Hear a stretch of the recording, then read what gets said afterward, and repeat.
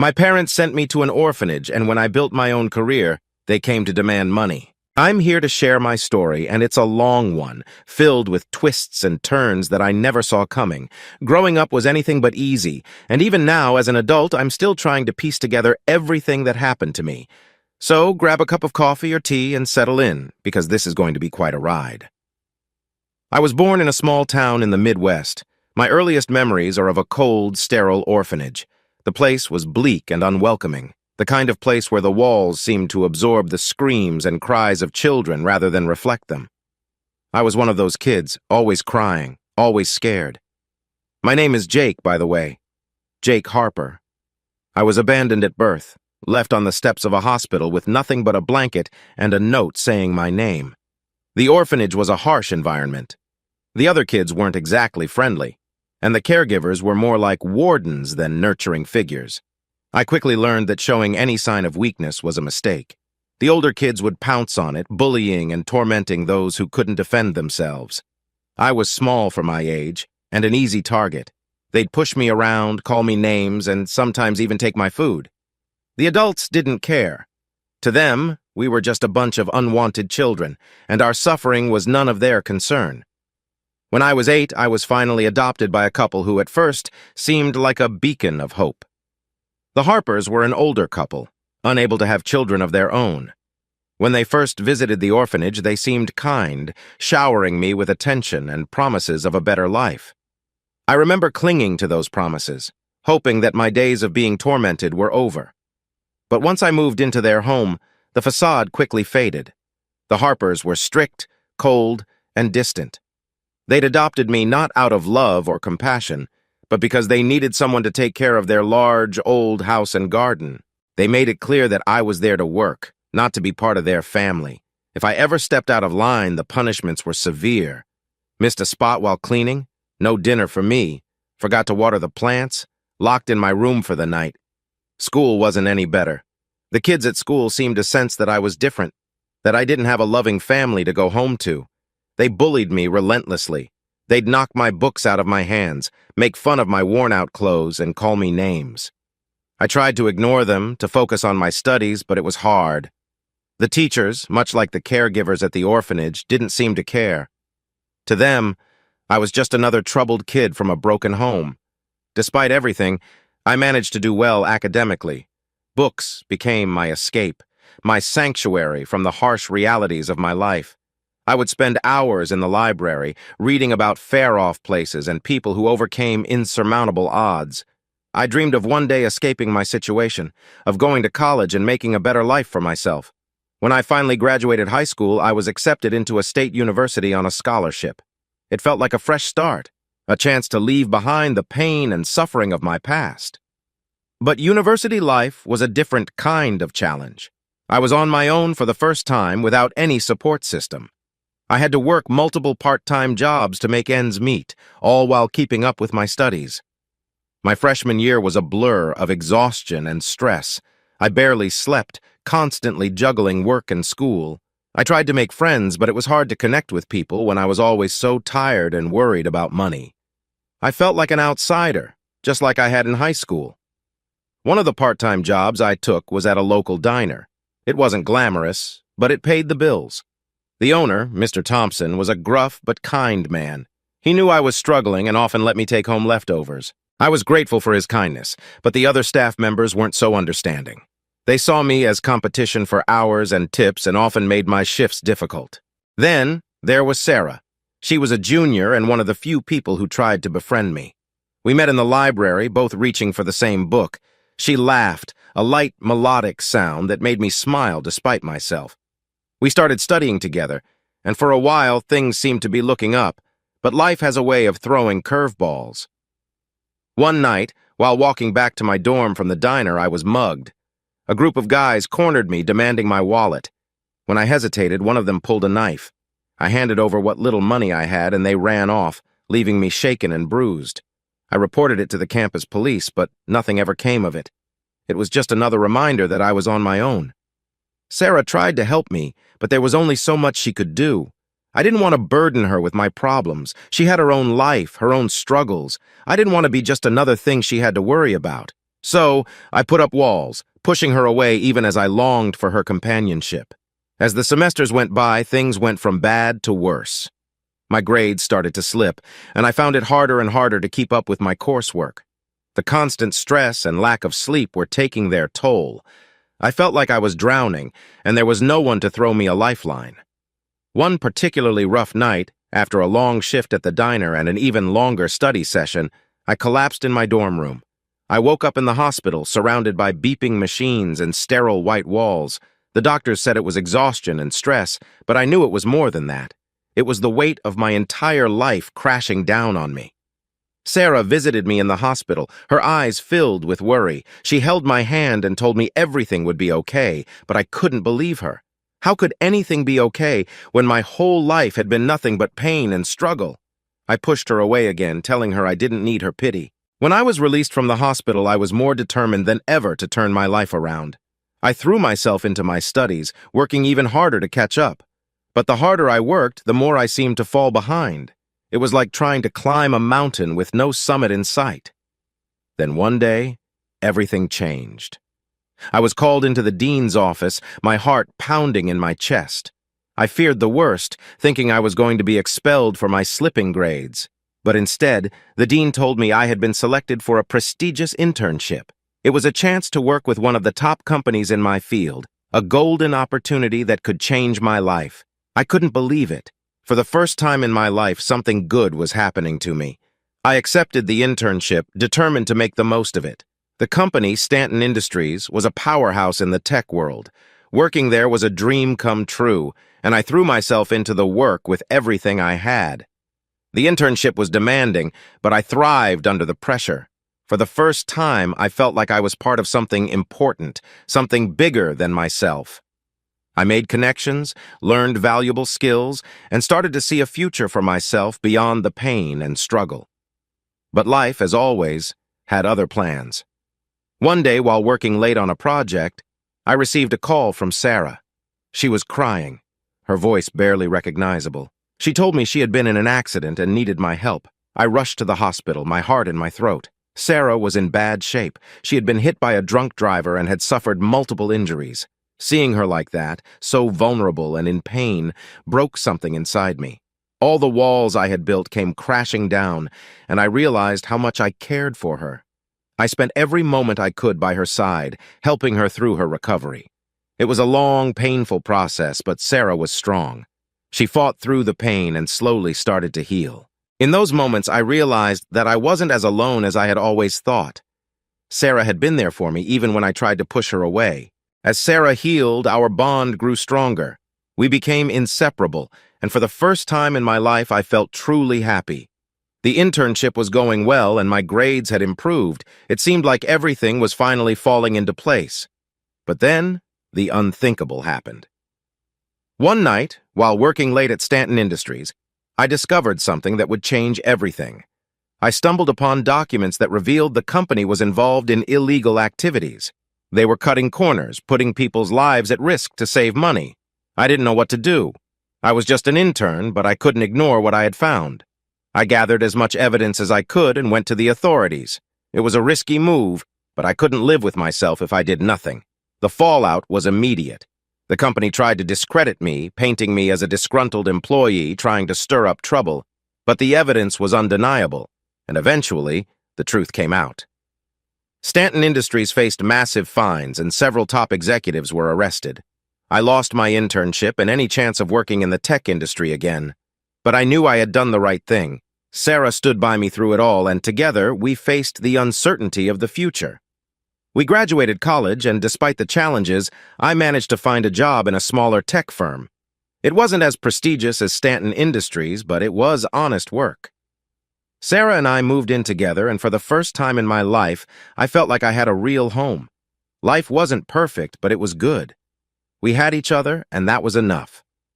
The past still haunted me, but I was learning to let go, to focus on the present and the future. Sarah and I talked about starting a family, building a life together. It seemed like all the pain and struggle had finally led me to a place of peace. But life, as always, had one more twist in store.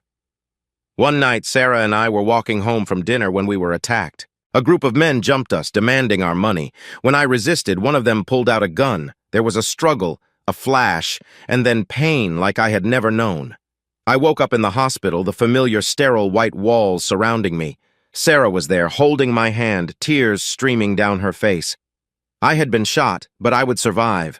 The men were caught, and justice was served. But the incident left a mark on me, a reminder that life is fragile and unpredictable. Thanks for all the support and kind words after my last post. It means a lot to me that so many people took the time to read my story and share their thoughts. I'm back with more updates, and, as usual, life has continued to be anything but straightforward. Let me pick up where I left off. After that harrowing incident where Sarah and I were attacked, life began to slowly piece itself back together. Recovery was slow and painful, but Sarah was my rock through it all. Her strength gave me the will to keep pushing forward. It was in those trying times that I realized just how much she meant to me. She wasn't just my girlfriend. She was my partner, my confidant, my everything. We started to go out on dates again, savoring the little moments of joy that life offered. We would take long walks in the park, visit museums, and sometimes just sit in a cozy cafe, talking about our dreams and plans for the future. Every day with Sarah felt like a gift, a reminder that even after the darkest storms, there could be beautiful, clear skies. As I healed, both physically and emotionally, I decided it was time to take a big step. On a crisp autumn evening, under a canopy of golden leaves, I proposed to Sarah. Her eyes filled with tears of joy as she said yes, and in that moment, all the pain and hardship of the past seemed to melt away.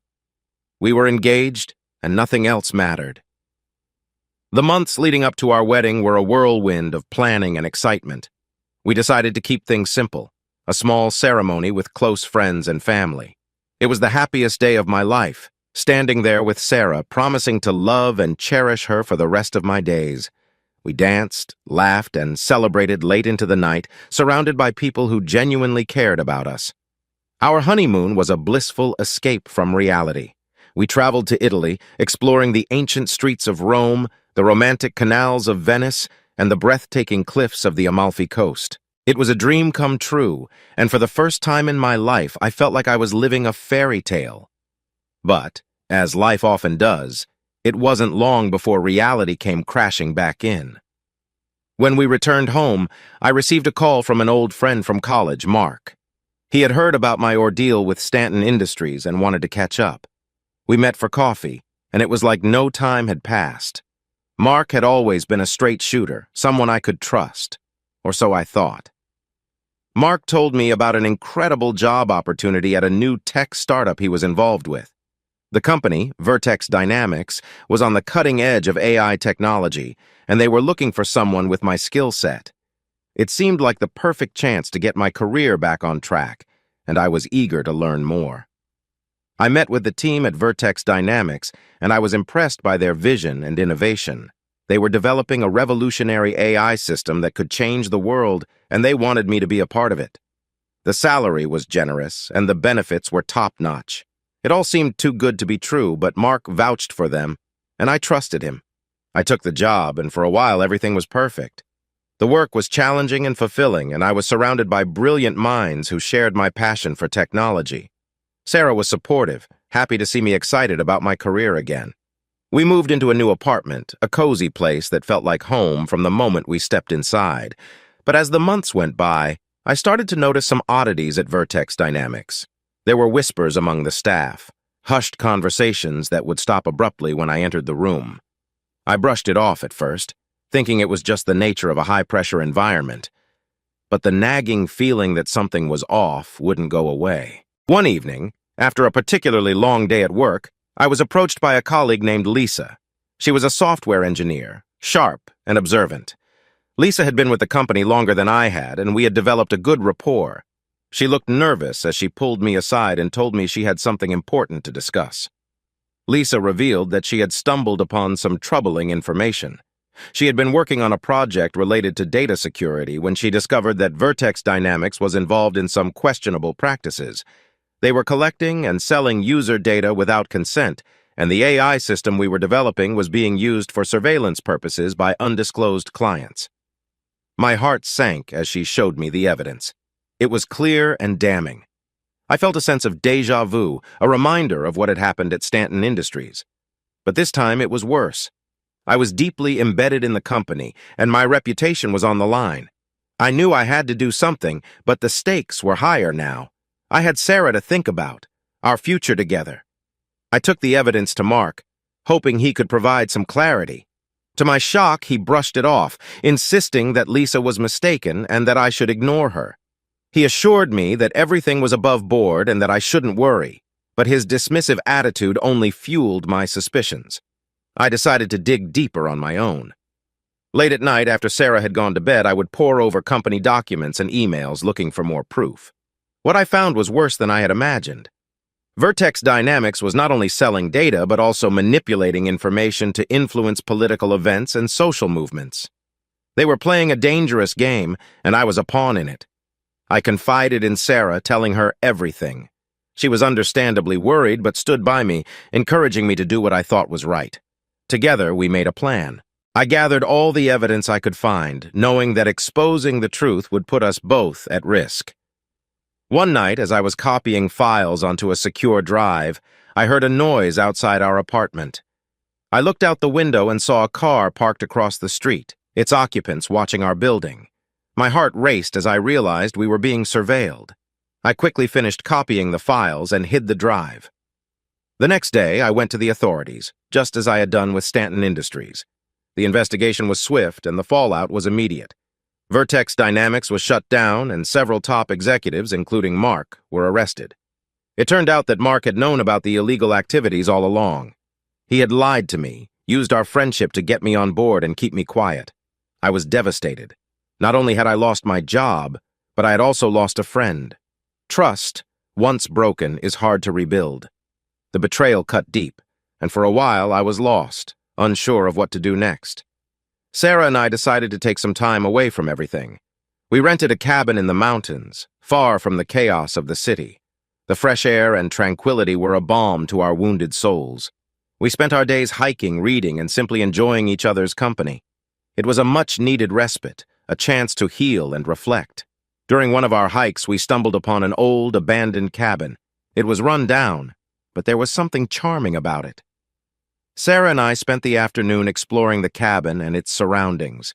We talked about what it would be like to fix it up, to turn it into a getaway spot for ourselves and future generations. The idea sparked something in us, a new dream to chase. We decided to buy the cabin and spent the next few months renovating it. It was hard work, but it was also incredibly rewarding. We poured our hearts into that cabin, making it a reflection of our love and resilience. By the time we were finished, it felt like a new beginning, a symbol of the life we wanted to build together. With the cabin project complete, I started to think about my career again. I knew I wanted to stay in the tech industry, but I was wary of big corporations. I wanted to do something meaningful, something that would make a positive impact.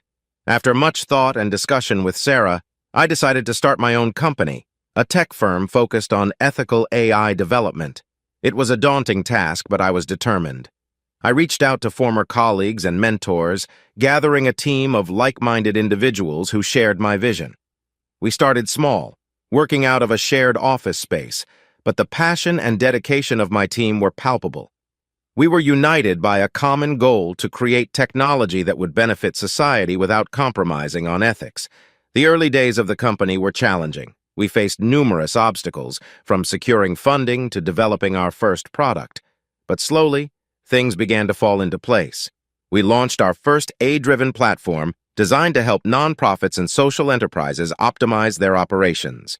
The response was overwhelmingly positive, and our client base grew steadily. As the company flourished, so did my relationship with Sarah. We faced many challenges together, but each one only made us stronger. We celebrated our successes and supported each other through the tough times. Sarah became my partner in every sense of the word, helping with the business and always offering a shoulder to lean on. One day, while going through some old files, I stumbled upon an email from someone I hadn't heard from in years, my adoptive parents, the Harpers. They had found out about my company and wanted to reconnect. I was taken aback. After everything they had put me through, I wasn't sure I wanted to reopen that chapter of my life. But Sarah encouraged me to hear them out, to see if they had changed. I agreed to meet them, cautiously hopeful. When we sat down together, I could see the years had softened them. They apologized for the way they had treated me, admitting they had been wrong. They wanted to make amends, to be a part of my life again. It was a difficult decision, but I chose to give them a chance. People can change, and I was willing to see if they truly had. Reconnecting with my adoptive parents was a slow process. There were years of hurt and mistrust to overcome, but gradually, we began to rebuild our relationship. They were supportive of my company and genuinely interested in my life. It wasn't easy, but it felt good to let go of some of the anger I had been carrying for so long. As life continued to move forward, Sarah and I faced another unexpected challenge. We had been trying to start a family, but after several months with no success, we decided to see a specialist. The news was heartbreaking. We had fertility issues, and our chances of conceiving naturally were slim. The news hit us hard, but we were determined not to let it define us. We explored various options, from fertility treatments to adoption. It was a roller coaster of emotions, but through it all, we had each other. Eventually, we decided to adopt, wanting to give a child a loving home, just as I had once hoped for. The adoption process was long and arduous, filled with paperwork, interviews, and waiting. But finally, we were matched with a beautiful baby girl. Holding her in my arms for the first time was a moment I'll never forget. It was like all the pain and struggle had led to this one perfect moment. We named her Grace, and she became the light of our lives. Parenthood was a new adventure, filled with sleepless nights and endless joy. Watching Grace grow and discover the world was a reminder of the resilience of the human spirit. No matter how difficult the journey, there is always hope, always a chance for happiness. I'm back again with another update on my life. Thank you all for your continued support and encouragement. It's been a wild ride, and it seems like the twists and turns just keep coming. What I'm about to share has been one of the most harrowing experiences of my life, but it also showed me just how strong I can be. So, let's dive in. Life had settled into a new rhythm. Sarah and I were happy, raising our beautiful daughter Grace, and my tech firm was thriving. It felt like we had finally found our stride, that elusive balance between work, family, and personal fulfillment. But, as fate would have it, peace is often temporary. It all started with a phone call from a number I didn't recognize. I usually ignore unknown numbers, but something compelled me to pick up. On the other end was a voice I hadn't heard in decades, my biological mother, Eleanor. The shock was so intense I almost dropped the phone. She sounded hesitant, almost timid, but there was a sharp edge to her voice that I couldn't ignore. Eleanor explained that she had found me through some mutual acquaintances. She wanted to meet and talk about important family matters. Against my better judgment, I agreed. A part of me was curious, desperate even, to understand why she had abandoned me all those years ago. We met in a small, nondescript cafe. Eleanor was a shadow of the woman I remembered, her face lined with years of hardship and regret. She wasn't alone. My biological father, Martin, was with her. He looked just as worn down, but his eyes held a coldness that sent a shiver down my spine. The meeting started with pleasantries, but it quickly became clear they had an agenda. Eleanor and Martin had fallen on hard times. They were in debt and struggling to make ends meet. They hinted, not so subtly, that since I was now successful, it was my duty to help them out. The conversation made my skin crawl. They had abandoned me, and now they were back, demanding money as if they were entitled to it. I left the cafe feeling a mixture of anger and sadness. Sarah was waiting for me at home, and when I told her about the meeting, she was furious. She couldn't believe their audacity, and honestly, neither could I. We decided to ignore them, hoping they would go away. But they didn't. Over the next few weeks, Eleanor and Martin's calls and messages became more frequent and more desperate. When it became clear that I wasn't going to hand over any money, their tone shifted from pleading to threatening. They said they knew things about me, things that could ruin my reputation and my business. It was blackmail, plain and simple. I refused to give in to their demands, but the stress was taking its toll. Sarah and I were constantly on edge, and it was affecting our relationship and our ability to parent Grace. I reached out to a lawyer, seeking advice on how to handle the situation. My lawyer, Jessica, was a sharp, no-nonsense woman who assured me we had a strong case if it came to that. The threats continued to escalate. One evening, I came home to find a threatening letter taped to our front door. It was the final straw. I decided to file a restraining order against Eleanor and Martin. Jessica guided me through the process, and we were granted a temporary restraining order. But it didn't stop them. They continued to harass us, using different phone numbers and fake social media accounts. The breaking point came when they showed up at our house one night, banging on the door and shouting. I called the police and they were taken away, but the damage was done. Sarah and I felt violated, our sense of safety shattered. We knew we had to take stronger action. Jessica advised us to take the matter to court. We filed a lawsuit for harassment and attempted extortion. The court date was set, and I knew it was going to be a long, grueling process. But I was determined to protect my family and stand up to the people who had caused me so much pain. The courtroom was intimidating. Eleanor and Martin had hired a lawyer, a slick, greasy man named Victor. He tried to paint me as an ungrateful son, turning my back on my struggling parents. But Jessica was prepared. She presented evidence of their threats and harassment, painting a clear picture of their attempts to extort money from me. The trial lasted for weeks. It was emotionally draining, and the constant stress was taking a toll on my health. Sarah was my rock, attending every session, holding my hand and reassuring me that we would get through this. Grace was too young to understand what was happening, but she sensed the tension and would often cling to me, asking if everything was okay. There were moments when I doubted myself, when Victor's accusations made me question if I was doing the right thing. But every time I looked at Sarah and Grace, I knew I had to keep fighting.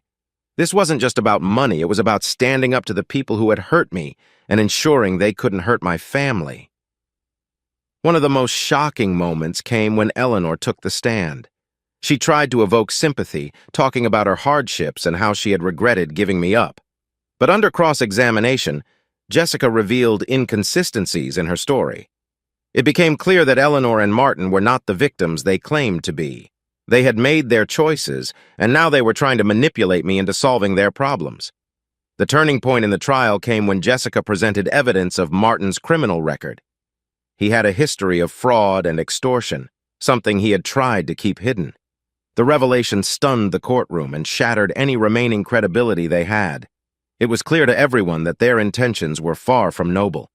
The jury deliberated for what felt like an eternity, but in reality, it was only a few hours. When they returned with a verdict in our favor, I felt a wave of relief wash over me. The court granted us a permanent restraining order against Eleanor and Martin and ordered them to cease all contact with us. They were also required to pay legal fees, which was a small but significant victory. After the trial, life began to return to normal. Sarah and I focused on rebuilding our sense of safety and normalcy for Grace. We installed a security system in our home, and I made sure to check in with Jessica regularly to ensure we were taking all necessary precautions. The experience had left scars, but it had also strengthened our resolve as a family. We were closer than ever, and I felt a renewed sense of purpose in my work. My tech firm continued to grow, and we expanded our focus on developing ethical AI solutions. It was rewarding to know that our work was making a positive impact, and it helped me find some peace after the turmoil we had faced. In the months that followed, I received messages of support from friends, colleagues, and even strangers who had heard about our ordeal. It was heartening to know that we weren't alone, that there were good people out there who cared. But the shadows of the past have a way of lingering. One day I received a letter in the mail. It was from Eleanor. She wrote to apologize for everything that had happened, claiming that Martin had coerced her into going along with his schemes. She said she genuinely wanted to make amends and asked for a chance to prove it. I read the letter several times, trying to make sense of my emotions. Part of me wanted to believe her, to give her the chance she was asking for, but another part of me was wary, remembering the pain and betrayal. I talked it over with Sarah, who, ever the voice of reason, suggested that I take my time to decide. In the end, I chose to respond, but cautiously. I wrote back, setting clear boundaries and expressing my need for time and space. Eleanor's response was surprisingly understanding. She said she respected my decision and would wait as long as it took. It was a small step towards healing, but I knew it would take time to rebuild any semblance of trust. Life continued, as it always does. Grace was growing up fast, a bright and curious child who brought endless joy to our lives. Sarah and I cherished every moment, grateful for the family we had built. We took more trips to the cabin, finding solace in the quiet beauty of nature. My company flourished, and we launched several successful projects. We partnered with nonprofits and educational institutions, using our technology to make a difference. It was fulfilling work, and it helped me find a sense of purpose that I had longed for. As I look back on this chapter of my life, I see a journey marked by pain, betrayal, and hardship. But I also see resilience, love, and growth. The legal battle with Eleanor and Martin was a dark and difficult time, but it taught me the importance of standing up for myself and my family. It reminded me of the strength we have when we stand together and the power of love and support.